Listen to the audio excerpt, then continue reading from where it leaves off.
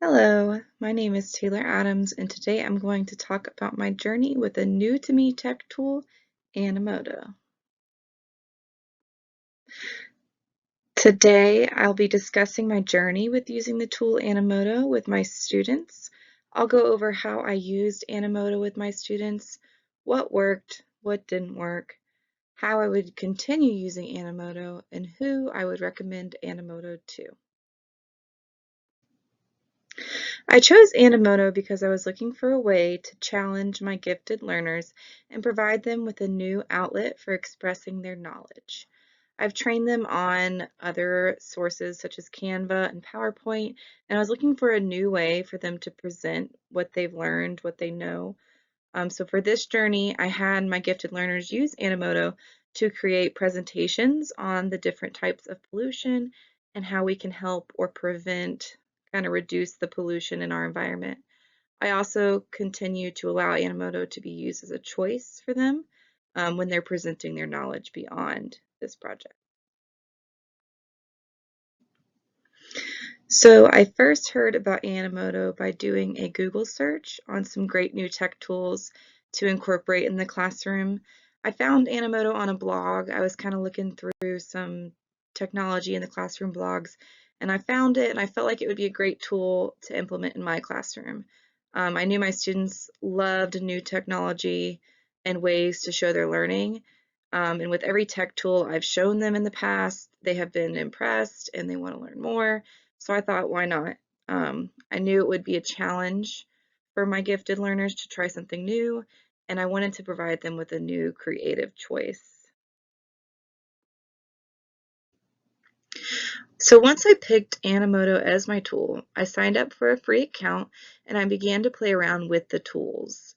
Animoto was very user-friendly. It provided step-by-step instructions for how to create presentations.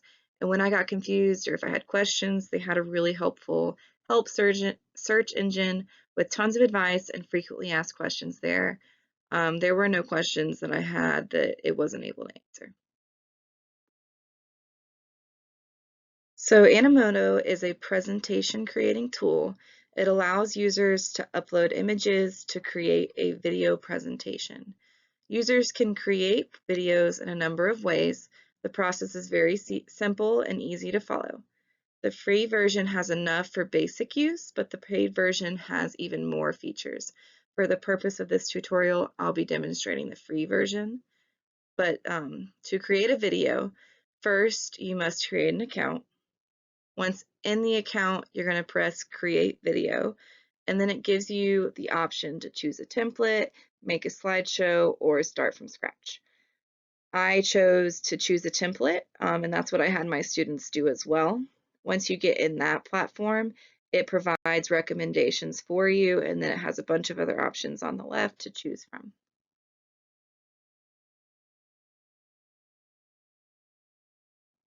Once you select a template, you can upload images you want to use. You can edit the template, you can change the text, move things around. As you can see, if you upload images from your media library, you click on Browse File, and you can insert a bunch of images that you want to use. And you can also, they have images that they provide. The free version has some, but the paid version has more options. After you're finished going through the process of adding what images you want, adding what text you want, changing things around, making sure your product is complete, you can also even add music to the background of your product. Most of the templates come with a pre-selected music, but you can change that as well. Anyways, once you're finished, you can export your video. With the free version, you can create a link, you can email the video, and you can embed it. The paid version allows you to download it as a video file, and it also removes those watermarks. After I played around with it and used the tool, I decided that I thought that the upper elementary grades, like fourth and fifth grade, middle school, higher education, this would be a great tool for them to use. So really ages about 10 to 12 and up. I would say 10 to 12 and up because the users do have to create their own account And a lot of younger grade kids don't know how to do that yet or don't have the availability to do that yet. So that is my reasoning there. And I would definitely recommend this tool for a presentation choice, some way for students to present their knowledge. It's a great choice for that. As I mentioned before, I used Animoto with my gifted learners in my classroom. We used it during our pollution unit in science. They were tasked to describe the different types of pollution. They were to select then one type of pollution to super focus on and then provide solutions to that type of pollution. So we call it the Pollution Solutions Project. I did have all my students do it at the same time, but my gifted learners were shown the Animoto tool. They were the only ones that used the Animoto tool. They loved using a new tool. I find that the easiest way for them to use this tool was to have my login. And so they signed in with my login information and created their presentations through that. Again, as I mentioned before, they're a little younger. They're 9 years old rather than the 10 and up. So they don't really have the email access and the things that are required to create their own login information. They loved that it was a new way to prevent their understanding. They showed their creative skills.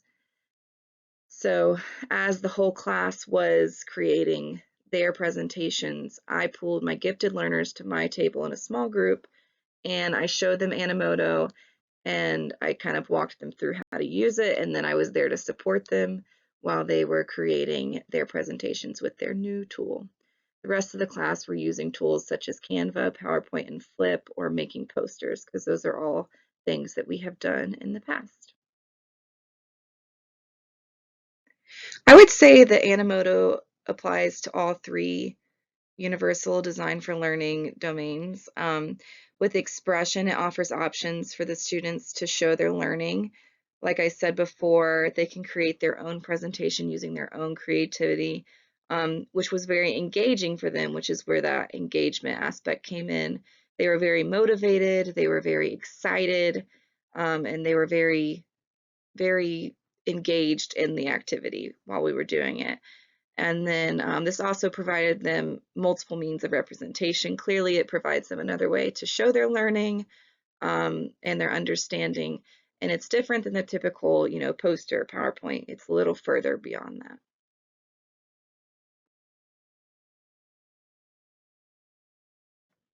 I would say overall the implementation of Animoto went well.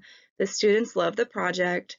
As mentioned before, I would say using this tool with students who were not already as tech savvy as my gifted learners would have been a struggle, as it does require some good technology experience and ability to move things around, understand those technology terms.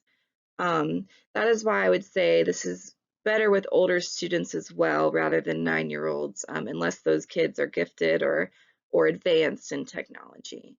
Um, I do love that I now have students who know how to use Animoto and can be leaders when or if I decided to use Animoto again this year, which I have, and I'll get to that later. But having to have my learners log in, create an account on their own, those kinds of things, that would be the struggle, I would say, that was there. Um, it just having it where they all log into one account. I know that these gifted learners are trustworthy with each other. They respect each other's projects, so they didn't mess with each other. But if you were to have an entire class of 25 kids log into one account and have access to each of their projects, I would say that would be a concern.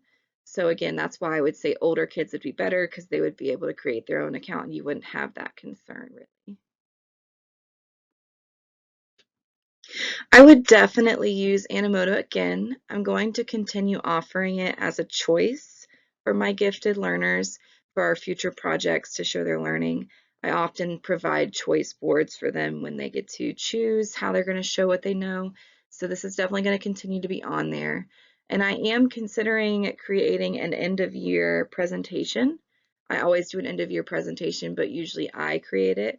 So I thought this might be a cool way to have the whole class participate in that. So with Animoto, like I said, I had the one login. I'd have all the students log in and they'd be able to add slides, add photos, add notes about their favorite parts of the year. And then when all was said and done, we'd have a video ready made with music, with animations, again, all created by Animoto. We just have to put the images in there.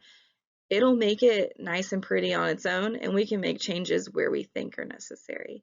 So I think it'd be a fun, creative way for students to all work together. I would definitely recommend Animoto to other users. Again, I'd recommend it to teachers of upper elementary and beyond because, as mentioned before, I think it'd be a little more user-friendly with older students. If possible, the paid version would be the best option because it allows for more collaborative uses, more resources, more music, more photos, all of those things that aren't necessarily included in the free version would make it even better. But if that's not a possibility, the free version is still a very good, useful resource. You would need access to technology such as laptops, tablets, anything that allows you to download and upload images is really all you would need. And then they can record on laptops and computers without having to need the headset. You could use a headset. It would probably make the voice over sound a little better, but again, I don't think it's necessary. If a school or organization chose to use Animoto, I think that a teacher training of this resource would be great. They would need to be in a room together as a face-to-face training. It would be ideal because the instructor who knows how to use the tool would lead them in a tutorial on it.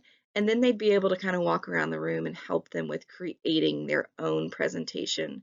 I do think that's an important part of professional development. A lot of times we're shown how to use something, but we're not given the chance to actually do it.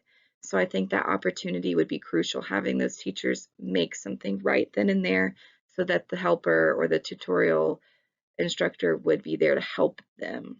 That would be great. And then once teachers are trained on it properly, I think student training would be great. Something our school does that would be something that all schools would benefit from. Our media specialist is actually, she has her specialist in technology.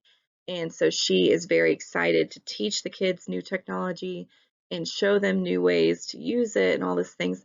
So I think a student training in a specific environment where they're learning this technology tool, then they can take it back to the classroom and implement it within the classroom where they're allowed to. I think that would be really beneficial.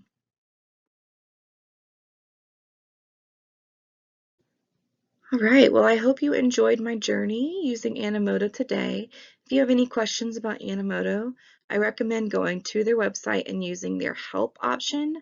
If you have an account, you can click on that little arrow next to my account, and there's help right there for you. Click there, you search what you need, and they're going to be able to answer a lot of your questions.